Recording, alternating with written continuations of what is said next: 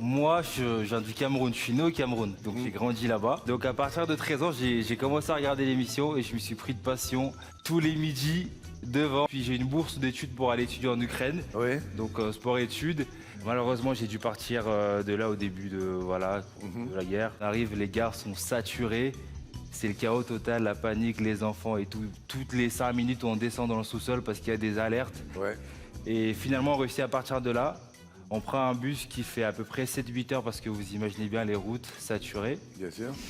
Et on arrive à un endroit, donc le chauffeur il veut plus avancer parce que la file de voitures elle doit faire, je sais pas, 20-30 km. D'accord.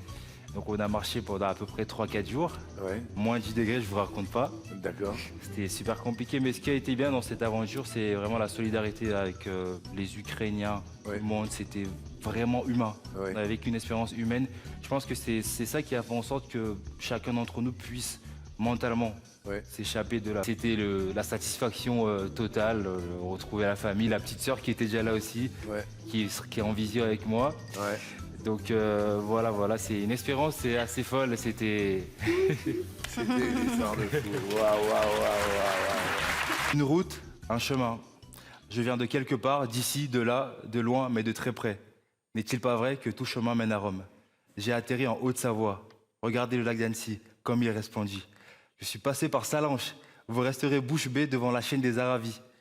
Le temps s'est écoulé, je n'avais point vu les guides de midi. J'ai pu apercevoir le Mont Blanc et sa beauté étincelante. Et maintenant, me voici aux 12 coups de midi.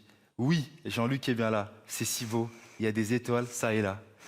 Z et sa douce voix qui nous berce depuis sa cachette. Ce public, ses sourires. Miss Maboule me chuchote de ne plus repartir. Serais-je dans un rêve, un songe si lointain? À quelques milliers de kilomètres de là, observant passionnément, journée après journée, tel un rituel sacré, les maîtres de midi m'épataient. Je regarde vers le ciel, je me dis qu'un jour j'y serai. Oui, cette étoile, je l'aurai. Je pense à celles et ceux, rêveurs, rêveuses, pour qui ce but semble inatteignable, intouchable, impossible. Dites-vous que si vous enlevez les 2 premières lettres, ça devient possible. Qu'un jour, un homme marchait sur la lune, que chacun a en lui une étoile et qu'il faut qu'il la laisse briller.